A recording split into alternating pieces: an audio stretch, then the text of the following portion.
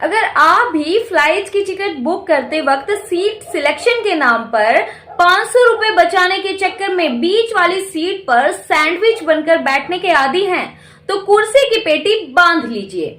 खुशखबरी का take off होने वाला है। अब आपको और आपके चिंटू पिंटू को अलग अलग पंक्तियों में बैठकर एक दूसरे को टाटा नहीं करना पड़ेगा।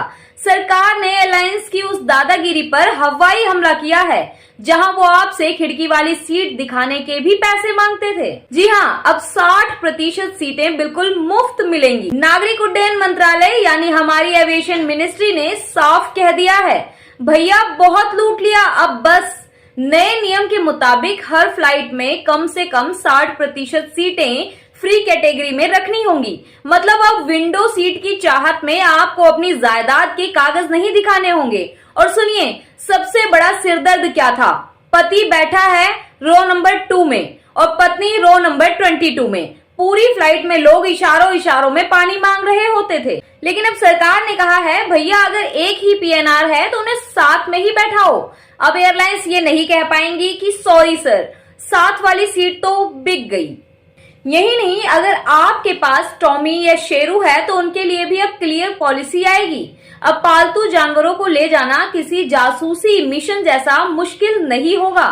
और हमारे वो रॉक स्टार भाई लोग जो गिटार और स्पोर्ट्स का सामान लेकर चलते थे, सरकार ने उनके लिए भी नियम आसान कर दिए हैं। अब आपका गिटार खतरा नहीं, सामान माना जाएगा। अब म्यूजिक भी उड़ेगा और आप भी। मंत्रालय ने एक और पेंच फंसाया है। अब एयरलाइंस को अपनी वेबसाइट और ऐप पर यात्रियों के हक यानी अंग्रेजी की जगह आपकी क्षेत्रीय भाषा में लिखने होंगे। अब एयरलाइंस आपको टर्म्स एंड कंडीशंस की भारी भरकम अंग्रेजी शब्दों में नहीं उलझा पाएंगी।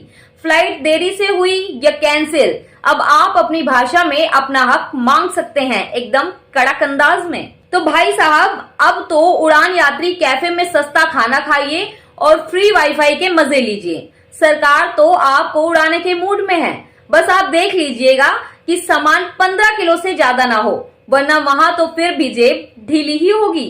कैसी लगी ये खबर कमेंट्स में बताइए कि क्या आपको भी कभी सीट के लिए अलग बैठना पड़ा है। वीडियो को लाइक करें और उन दोस्तों को भेजें जो हमेशा फ्री की सीट के लिए एयरलाइन वालों से लड़ते रहते हैं। देखते रहिए दीपाली सिंह एक नई आवाज। नमस्कार।